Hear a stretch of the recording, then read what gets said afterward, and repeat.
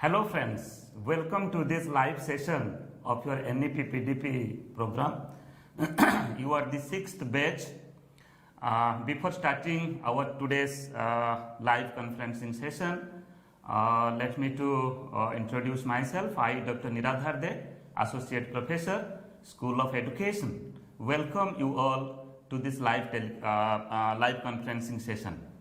Today in this session, we have, as per our plan, we have taken a title for discussion, that is Institutional Development Plans in Higher Education.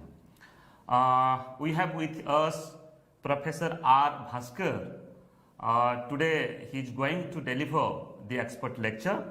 Let me to welcome and introduce Professor R. Bhaskar so that you will be acquainted about his experiences and the nature of work and his expertise and the topic that he has taken. He will be discussing, he will be explaining the things as per the NEP 2020 relating to institutional development plans in higher education. Professor R. Bhaskar, he is presently associated with School of Sciences in the Department of Geology at the capacity of Professor in Indira Gandhi National Open University. Presently he is involved in different types of activities, different types of responsibilities, just like he is involved in planning, designing, developing, delivery and coordination of UG and PG as well as the doctoral program of the discipline of geology. Prior to joining Indira Gandhi National Open University, Professor Bhaskar was Director of Public Outreach and Chairperson of the Department of Environmental Science and Engineering at Guru Jambeshwar University of Science and Technology, Hisar, Haryana. Professor Bhaskar completed all his higher education from Punjab University, Chandigarh. He has done his MSc with honors, then MPhil and PhD in the discipline of geology. He is the recipient of many awards and fellowship, just like Junior Research Fellowship from the Department of Science and Technology, Dr. K.S. Krishnan DAE Fellowship, ICSC World Laboratory Scholarship Fellowship from France, then CSIR Senior Research Fellowship. Professor Bhaskar was a DoD Research Associate at the Wadia Institute of Himalayan Geology 1993 and UGC Research Associate at School of Environmental Sciences, Jawaharlal Nehru University from 1993 to 1995. He is the chairperson, Regional Center, Geological Society of India, Delhi, and member of State Level Environmental Impact Assessment Authority for the state of Haryana. Professor Bhaskar has wide experience in the field of science education, both in teaching as well as in research at the national and international level. Some of his major association with the global universities, international universities, just like Professor Bhaskar was an academic guest at different reputed universities like ETH Zurich, Technical University Munich, Center for Geobiology Norway, Stockholm University Sweden, VTT Finland, Jagiellonian University Poland, Slovak Caves Administration Slovakia. This is just a little introduction, and what I have experienced, we all work together in Indira Gandhi National Open University. He is a very good human being. You will be experiencing in his lecture. He has wide experience, but he is a person of down to earth. I welcome Professor R. Bhaskar for his lecture today, that is on institutional development plans in higher education. Respected fellow colleagues, today I am happy to share my presentation and thoughts on institutional development plans in higher education. The basis for me to form this discussion or topic is I was lucky that IGNOU gave me an opportunity to be a member of the NEP PDP committee, and I had the good experience of interacting with the leading members, those who formulated this policy, because I was responsible for some of the video recordings which have been done. So that gave me some idea. Also, IGNOU gave me an opportunity by making me a member in the monitoring committee institutional development plan of IGNOU. So I had some experience by interacting with the senior faculty members in this university and other experienced colleagues, and developed some understanding. So I will share my thoughts about this and how we should go about implementing institutional development plan. It is very important for us to remember that this is not a straitjacket formula. Now, before I go to the presentation of this, I would recall some of the salient features of NEP 2020 in a slide, single slide. Why I am doing this? So that we don't forget the fundamentals. Whatever regulations will come, whatever modifications will come, what has come, they will revolve around the fundamental aspects of NEP 2020, which is access, equity, quality, affordability, and accountability. And this being a dynamic system, we should expect lot of regulations and lot of course corrections during the process of implementation. So there are so many guidelines which are issued, and sometimes we see some changes also based on feedback, and that shows it is a lively system which is responding to the real situation what we are facing. Now, the key aspects which I would recollect before going to IDP is that this NEP is multidisciplinary and holistic. This is a very, very important aspect. I am reminded of a story where there were 6 blind men and they were trying to understand the elephant by touching it. One of them touched and said it is a wall. The second one said, touched the trunk and said that it is some kind of snake. The third one touched the tusk and he said it is some kind of spear. The fourth one touched the tail and said it is a rope. The fifth one touched the elephant and said it is a wall. The sixth one touched the trunk and said it's a tree. The legs and said it's a tree trunk. So what I am saying is, unless we have a multidisciplinary and holistic approach, education will not show the desired results. World over, it has been proved that multidisciplinary research and teaching has resulted in tremendous output. The second important thing which is unique is academic bank of credit and credit transfer. There were colleagues who dealt with it, so I am not going into details. The third one is multiple entry and multiple exit, the flexibility, the modular aspect of NEP, and the fourth one which we have to understand is very soon we are going to have the Higher Education Commission of India, and it will have 4 verticals dealing with regulation, accreditation, then grants and standard setting. So these are the 4 things. Now here we have to understand that this policy is good, but if we think it is good and people will implement it, that is not the case. That is why there is a famous anecdote given which is called a mousetrap syndrome. What is this mousetrap syndrome? Today also you go to market, if you have to buy a mousetrap, you buy the old version, that is it's a wooden block in which you keep a piece of food, and as soon as the rat enters it, and because of the spring the door closes and rat is trapped. But you will be surprised that this model was invented in 1890s somewhere, and several patents were on improved mouse models and mouse trap models. 4,000 in US alone, and world over several thousands. Despite this, today also we buy the old model. Why? Because the inventors probably thought their model is good and people would buy it. that is called the mousetrap syndrome. So we have to bring the NEP into public domain, which government is doing, IGNOU is doing, other institutions are doing, where people debate, discuss and understand the intricacies of the policies and see that the intent and spirit is implemented. So we should not fall into the mousetrap syndrome. We should put it in the discussion mode. IGNOU in that aspect is taking a great lead by organizing this for all the university and college teachers of the country. Now, before we go to the IDP, the second aspect I want to is to connect with the international goals.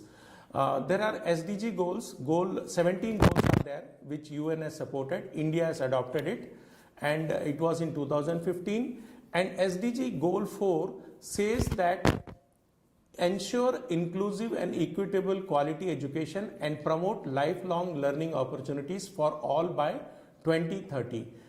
Remember that world over transition is taking place in higher education, and this UN resolution has resulted in many countries acting upon it. Why it is so is because higher education is a policy instrument that helps people become self-sufficient, enhances economic growth by boosting skills and improves lives. Ultimate aim of SDG, all the 17 goals, is human and planetary well-being, and education is an important aspect of it. Now let us see what is institutional development plan. Now NEP 2020, the IDP which has come, the draft document, it is available in the website, and they have also sought for comments, but now the dates are over.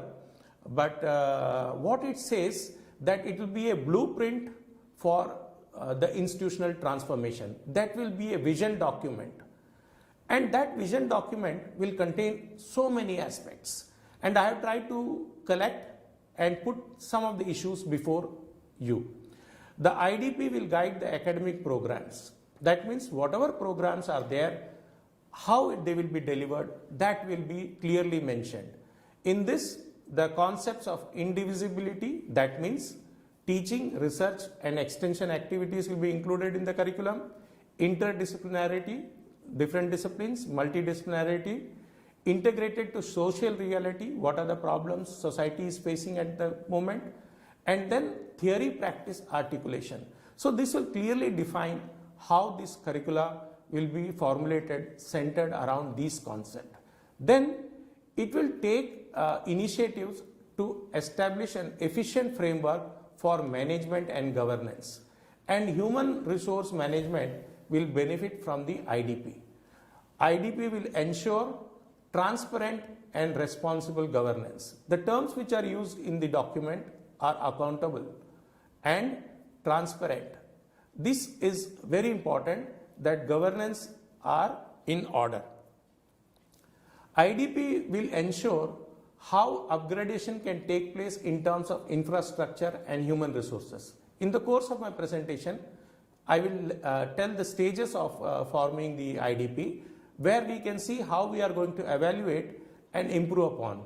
Then IDP will make a special mention, like the NEP document, that it will help promote equity by taking into account the socially and economically disadvantaged groups, and it must contain specific plans how they will do it. Then the IDP will also help in resource mobilization. Now IDP also talks about social responsibility.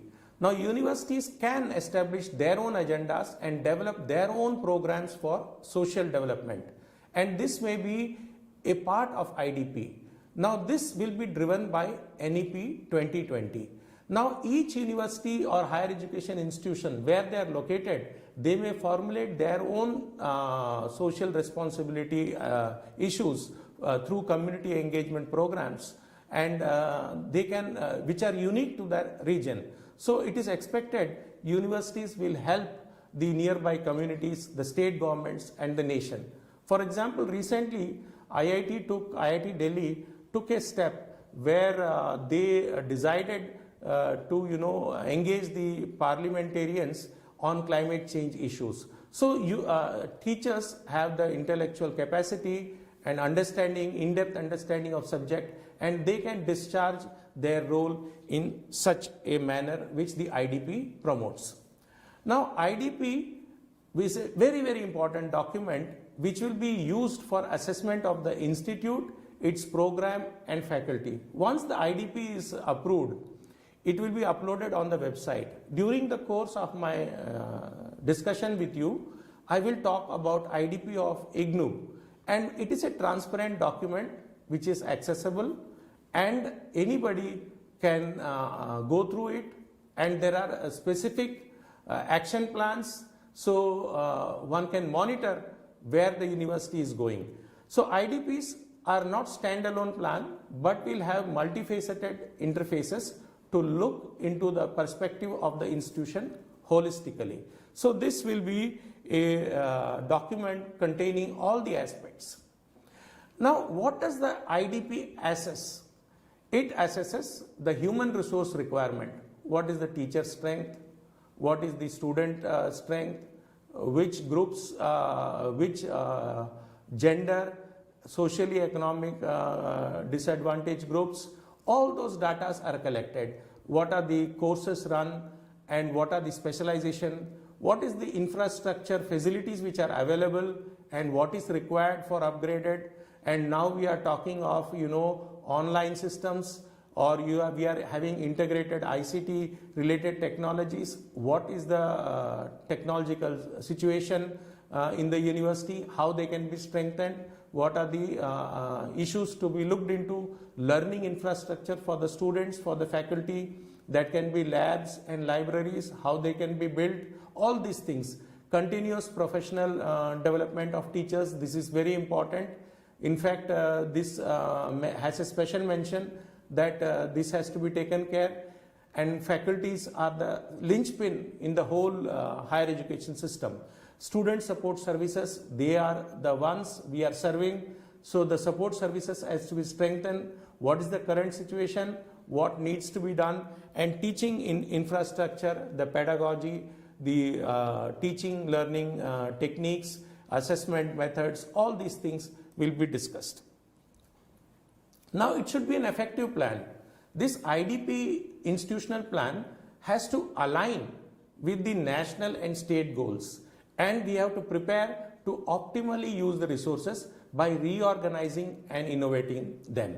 We should keep in mind the broad goals of the NEP 2020 and how we align with the national and state goals. I will give few examples of universities during the next few slides, and you can see each university forms its own IDP depending on the act on which it is formed. All HEIs must have an IDP to re-energize the faculty and the administration to achieve the intended objectives. It must galvanize and guide them. So the IDP must be such a document that it should push everyone towards achieving the required goals. Please do not assume that there is a standard IDP. Diverse institutions means diverse IDP. IDP will vary in terms of vision, mission, goals, targets, levels of multidisciplinarity to be achieved, self-governance, academic plan, HR management, student support system, and financial plan. Different institutions, IDP of different institutions may be differing, disparate, distinct, divergent, diversified, and dissimilar. Single or multiple discipline colleges affiliated with a university may have a different IDP. IITs will have a different IDP. NITs will have a different IDP. Private and deemed universities may have different strategies from state-funded universities. Now, academic plan should be included in IDP. It is one of the most important component, and it will range from curricular improvement to quality classroom transaction, including assessment methods. This should be included in the IDP. And each institution should commit in the IDP how they will help in achieving the holistic development of the students and create strong internal system for supporting diverse student cohorts in academic and social domains, both inside and outside formal academic interactions in the classroom. For example, forming clubs or activity groups where students can express themselves and have holistic development. If it is like environmental issues, climate change, waste management, biodiversity conservation, or it can be human values like constitutional, respect for constitution, respect for colleagues, human cyber crime issues or cyber security issues. These are the general issues, value added and other courses which can be given so that the student develops holistic understanding. The faculty is very important. IDP clearly mentions that there will be clearly defined, independent and transparent process for faculty recruitment. While IDP and the NEP document says that current process will continue, they would also introduce tenure track process where this will be done to ensure further excellence, and the parameters will be clearly defined how the faculty is to be assessed on the basis of the pedagogy, classroom teaching, research, contribution to corporate life and other extension activities. So there will be well-defined criteria. Faculty should be committed, competent, capable, creative and enjoy high credibility. This faculty is the linchpin of the whole system. Universities are known because of the contribution of the faculty of the universities. The name of the university goes all over because of the contribution made in terms of research and innovation. So faculty, the IDP gives a lot of emphasis on faculty continuous development programs. Now, if you see the IDP, it says that all institutions will develop a continuous professional development plan for the faculty and determine the process for its implementation. This will be a part of IDP. They have to plan for capacity development in the field of the study, discipline, pedagogy, capacities, research and contribution to practice. For example, faculty can be encouraged to attend conferences, training program, sent abroad so that they are updated with the latest. Investment in faculty has to be done, and it is the institutional's responsibility to ensure that faculty are motivated and able to contribute to the system. Now, human resource management is very important.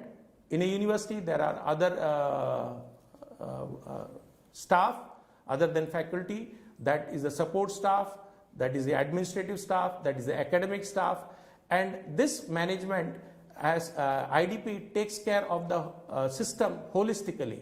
Many times the teaching positions remain vacant and the institution has to take steps to fill the vacant position, notify new positions. They will, in their IDP, they will tell how many are vacant and by when they are going to be filled, what is the qualification they are desiring based on the programs they are offering. All this will be clearly mentioned. In most cases, it is found that for some reason or other, the faculty appointments are delayed. There is also time-bound recruitment process which has to be taken place. In some cases, heads of institution, the position, they remain vacant for very long, and as per new governance structure which has been mentioned in the NEP, Board of Governors, BOG, will be responsible for appointing the heads of the institution. And why they have given this authority? So that there can be less of external interference in the selection of the head and the members of this Board of Governance. It is expected that heads and Board of Governance members would be persons with integrity, intelligence, imagination, insight and impeccable integrity, and will be inspiring. Similarly, a merit-based structure of tenure, promotion, salary structure will be strictly implemented. So IDP takes care of these issues. The other issue which IDP mentions is the second vertical of the NEP, which is higher education. This is the NAC, which is the National Accreditation Council, in which it says that HEIs will aim through their IDPs to attain the highest level of accreditation over the next 15 years and eventually aim to function as self-governing, degree granting institutions clusters. Recently, there have been news that ultimately this assessment will be a binary process as is followed world over. That means it will not have the grading, so that there is unhealthy competition which is sometimes reflected. So to avoid that, NAC is thinking of having a binary process where it says institution whether it is accredited or yet to be accredited.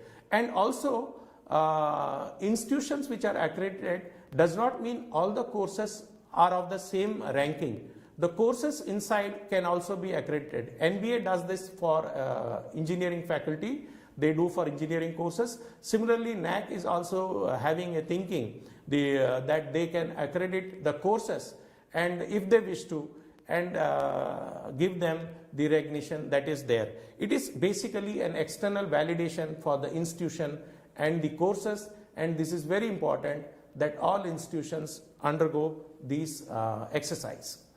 Now, the third vertical is Higher Education Grant Council, and IDP mentions that this is very important, and this will be IDP will be monitored by this council for one of the important aspect is giving grants, and in addition to other transparent criteria, they would look into the IDP.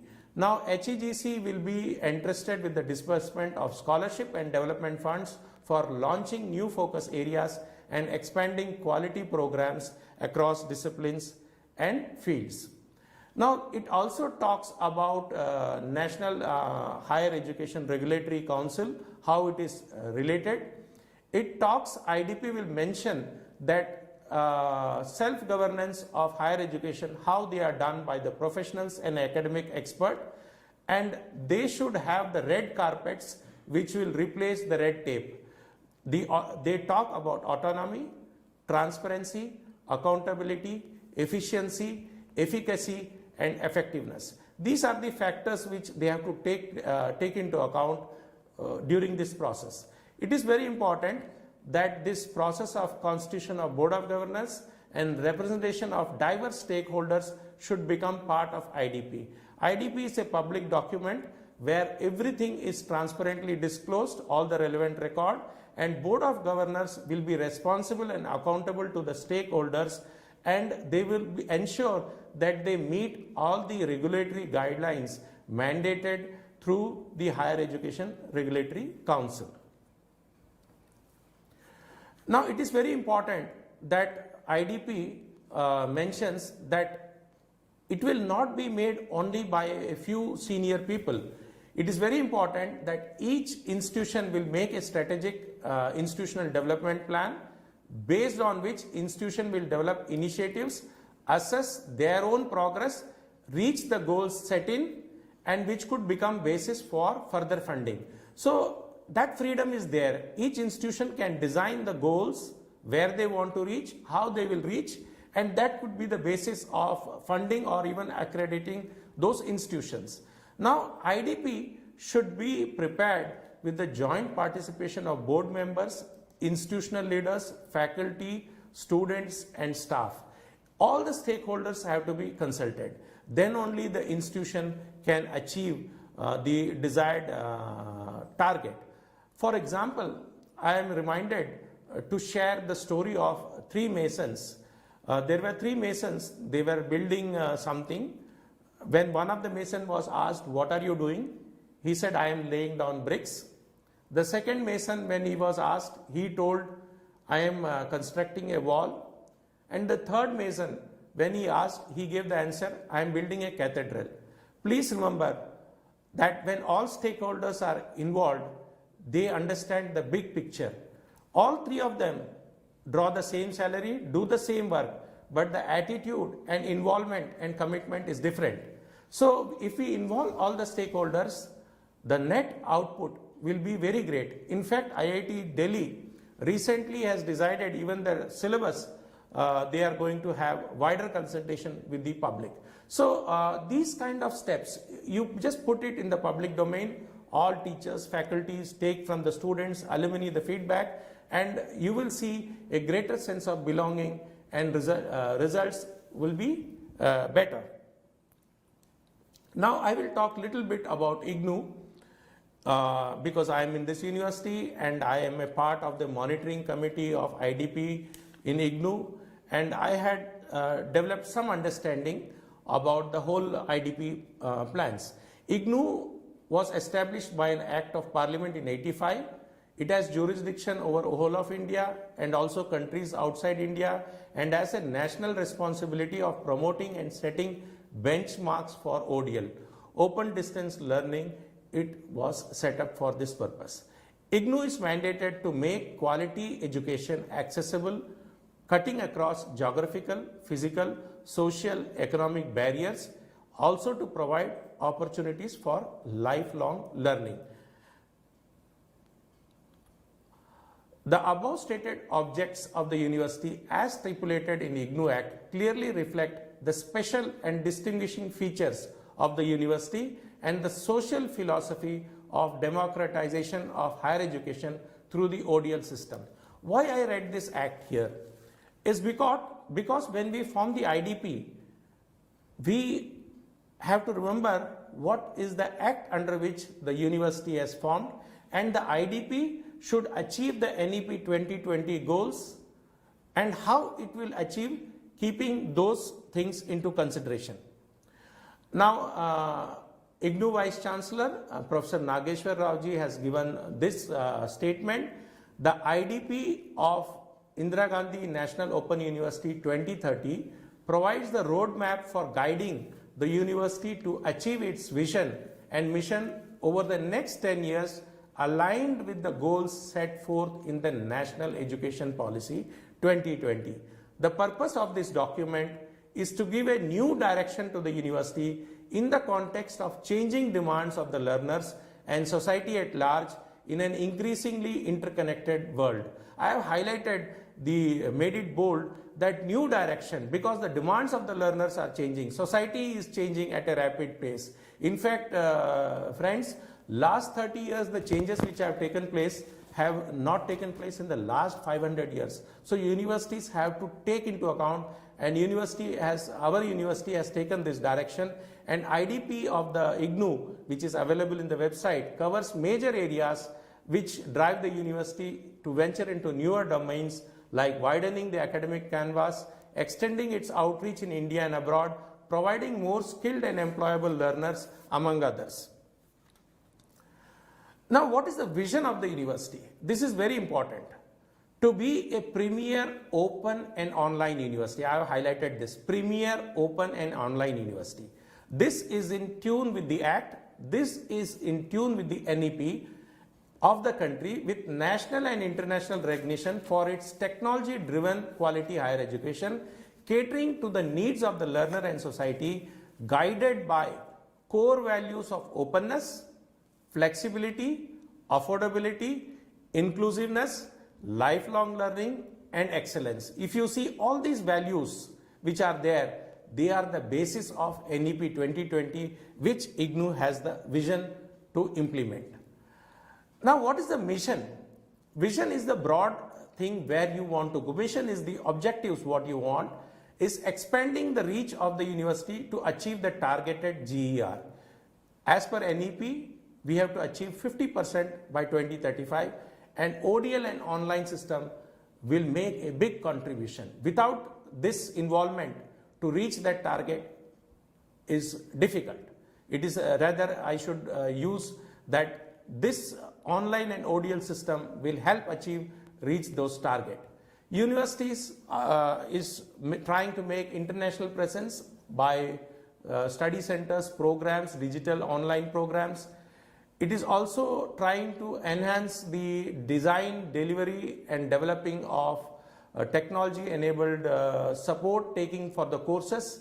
It is offering market-driven courses. It is involved in the development of holistic, multidisciplinary programs and courses with skills. And it is developing academic program taking into consideration the neglected regions and communities. It is strengthening the industry-institution interaction. It is fostering collaboration with the government, NGOs, and research institutions. Many of the government programs university is implementing, including the skill ministry program, updating and globalizing the curriculum, keeping in view of the changing times, strict schedules in development, delivery, design and revision of programs, mechanism for lateral entry and flexible exit options in UG/PG programs, high quality teaching learning environment for learners capable of using online technologies, graduate with employable skills, research for quality improvement and better academic visibility, enhancing quality of academic and sponsored research, redesigning of learner support services at all levels and supporting online support services for the learners.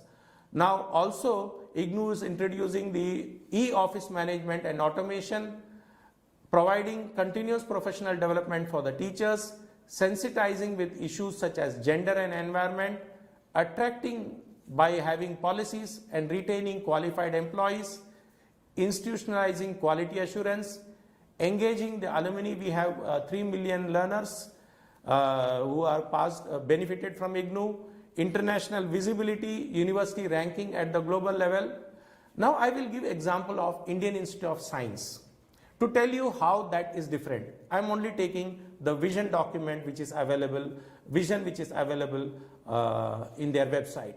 IIC aims to be among the foremost academic institution through pursuit of excellence and research and promotion of innovation by offering world-class education to train future leaders in science and technology by applying science and technology breakthroughs for India's wealth creation and social welfare. So you can see they want to create future leaders in science and technology. The focus here is on science and technology. Focus here is on applying. Where you saw IGNOU, it was online and ODL was the vision.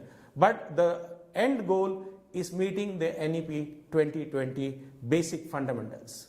Delhi University, if you see, that has already decided on the basis of the Nishtha Dhriti Satyam. That means creation of well-rounded, multi-skilled and socially responsible global citizen. This is how they have decided their vision. So vision document dictates where you would go. Now if you see the IIT Delhi, they have decided in their vision that they will contribute to India and world through excellence in scientific and technical education and research, and to serve as valuable resource for industry and society, remain a source of pride for all Indians. If you see, there is a lot of industry engagement, industry sponsored project, industrial involvement, and this is how they have the vision.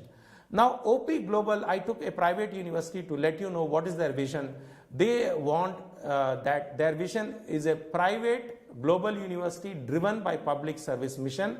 They will promote public service, make meaningful contribution to India and world. They will foster academic excellence, intellectual engagement and social responsibility. I have not added here in their mission statement, they have emphasized a lot of agenda for the global university position. So if you see their faculty, they have global faculty from different countries. They have students from different countries. Their curriculum is also designed. They have short-term semesters abroad, exchange student program, exchange faculty program. Because the vision is more on global, the name itself says, so the focus is on these kind of internalization, nationalization which is taking place. Now just to give another example, I took Central Tribunal University of Andhra Pradesh, where the vision is that they will develop programs which will promote individual, cultural and environmental progress of the people, especially tribal, of the state of Andhra Pradesh, nation and world. So here the focus is the cultural and environmental progress, and focus is on tribal community so that they could reach and achieve the required progress. So each university's vision document is based on the act on which it is formed, and when you form the IDP, you have to consider these factors in mind. Now IDP clearly says it will take care of the equity, where they will contain specific plans for increasing participation from SEDGs. For example, you can have bridge courses for them, you can have outreach activities for them, you could have scholarship for them. There are a number of things which are suggested in the document. There are a number of things which are given in the draft document. UGC has notified it, and there are 2 sections, and Professor Avinash Pandey, Director, IUAC, was the chairman of this committee, and it's a wonderful document. And if you go through, every aspect of the university is covered, including part 2 where the campus development, the campus area, campus class, everything is taken into account, faculty student ratio, all these things are taken into account. Now what are the implementation strategies? Each institution will develop IDP through participative process in which the management, faculty, administration and students have important roles. You could take the feedback, which IGNOU has done, and then implement. Head of institution can start the process after obtaining approval from the managing body of the institution, like Board of Management or Executive Council, whatever term is used, and the method of IDP developing will involve several steps. Now, what are those? Setting targets, developing strategies to reach those, governance structures, academic programs. For example, you should take into account NEP, guidelines, HRM, student support, physical and technological infrastructure, financial plan, monitoring and review. Now, status and diagnosis. It is very important to understand where the institution stands. So for that, you have to collect the baseline data. How many students are there? What is the faculty? What is the vacancy? What is the background? What is the skill demand? What are the courses offered? All these things will be taken into consideration. How many departments are there? All this will be taken to know the status of that.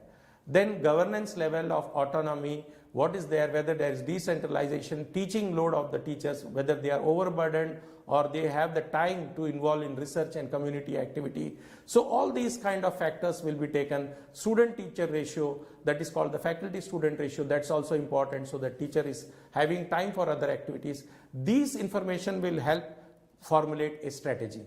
Now SWOT is used, which all of you are familiar: strength, weakness, opportunities and challenges, and this helps an institution making the plan. Now strength, university can cash on its strength. For example, IGNOU can cash on its online brand name, staying in the capital, on the ODL brand name, and having regional centers and centers abroad, so it can capitalize. Just to give an example, different universities may have different strength, they have to capitalize. There is a story of hare and tortoise. To tell you briefly that hare has a specific strength, tortoise has a specific strength. They had a race, and hare lost first time because it was overconfident. Tortoise reached first. Hare was not happy. Hare asked the tortoise, let us run again. This time tortoise said, give me a month, let me exercise and build my muscles. But again hare won, the tortoise lost. Tortoise then did a SWOT analysis and decided where it is strong. Then it decided to change the route. And when it changed the route, when it involved crossing a river, the hare could not do it and the tortoise reached the goal. So we should see what is our strength, weakness, and we should see how we should take into account the weakness. Now there are opportunities, and if we do not take into opportunities what are there, for example, what changes are taking place, then we will become irrelevant. Here I will mention briefly about Kodak films. It was started in 18th century, 1890s, and by 2012 they filed bankruptcy. Why? Kodak did not adapt to change. They used to make films. In fact, digital photography was invented by their engineers, but they failed to see the change. Whereas Kodak is still surviving because it diversified. Now, why this became extinct? Because they did not take into the changing circumstance. In management, there is a make and sell strategy, sense and response strategy, anticipate and lead. Universities have to anticipate and lead. Then there are challenges which can take place, and they have to be taken into account while taking the SWOT component. The matrix will be like this. Before starting, one should know where is the vision, where is the goal, and what steps.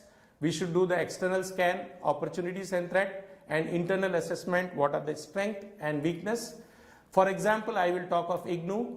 IGNOU has the institutional strength. It meets the educational aspiration of 3 million learners from diverse geographies, socio-cultural settings, economic strata. It provides technological enabled education at doorsteps. Its outreach in the remotest corners. It is offering a gigantic bucket of 250 academic programs, different levels. It is having internationally acclaimed self-learning materials. It promotes lifelong learning and continuous professional development. It has a pan-India network. Now it is having wide media and digital network and interactive learning facilities. There is a huge repository of digital learning resources. There are unique centers in the university like Center of Excellence in Distance Education, which was recognized by Commonwealth of Learning in &93, and Center of Excellence for Distance Education Material, Commonwealth of Learning in 1999. It is a national coordinator for Swayam MOOCs, Swayam Prabha DTH channels. It is engaged in social and educational upliftment of rural communities. It has unique centers. Again, these are Center of Online Education, Electronic Media Production Center, STRIDE, NCIDE, and National Center for Disability Studies. These are unique and strong strength of the IGNOU. There are some weakness. We have to have more time for learners and learner engagement, and it is important that we need tracer studies on learners so that we know where they stand now and what they are doing, so that we can improve, get their feedback. Professional development of teachers has to be supported, and improvement of the learner support mechanism so that we can give better support to them. These are there. Then if you see the next one, institutional opportunities, it is in the capital region. There is a high demand, and the government is supporting these online and digital programs. Already 40% credit can be taken. So for IGNOU, this is an opportunity. Advanced courses, online courses, quality improvement, etc. Then the challenges are there. There is still wide requirement of wide acceptance of ODL degrees on par with conventional degrees, though ministry has notified, and for employment there is no discrimination, but among the society it is still taking some time. Then exclusive and dedicated technology support for learners, and staff has to be focused on research and continuous professional development. Developing robust and sophisticated e-office management system, for example, connecting all the center and all the regional centers. They are the institutional challenges. Then they are to set targets which are measurable. For example, teaching university will focus on teaching pedagogy, research on impact factors, facilities, lab, autonomous college on UG teaching. Then strategies will depend on what the institute is. Student support system is very important, and it also makes special mention of focusing on socially and economically disadvantaged groups in terms of enrollment targets, etc. Then the last important component is the financial plan, and it is important that we have to take into account not only the student facilities, the teacher facilities, the infrastructure facility, all these are taken into IDP. And this is very important that institutions funded by central and state governments will have to prepare a financial plan for adequate budgetary support through grants and loans. It will have to mobilize resources through philanthropy, industry and alumni. It will model its finances through public philanthropy partnership model. Then it is very important in the end to implement and monitor the IDP. For that, a committee is to be formed. For example, in IGNOU, they have formed the committee of which I am a member, and this will do the mid-course correction in case something is required. Every year there can be targets and they can be checked, and mid-course correction can be done. That is the role of this committee, and where required, some change in the targets can also be done. So IDP will be a living document, and it will grow as a strategic planning capacity of the institution increases. So we can always modify depending on the circumstances and situation. Now implementation will require multiple initiatives. We have to implement the spirit and intent. We have to implement in a phased manner, and prioritization is important, and comprehensiveness in implementation will be the key. And it is important to understand implementation is interconnected, interrelated and interdependent. All these are connected very beautifully. Now education is a concurrent subject. States have to collaborate with the center to implement it. Timely infusion of requisite resources are required. Human, infrastructure and financial. Careful analysis will help in proper implementation. India can become a Vishwaguru through a valuable, varied and vigorous higher education ecosystem which the NEP aims for, and this will depend on the infrastructure, information and innovation. They will play a key role, and knowledge, talent and technology will be the determining factor. Thank you, teachers.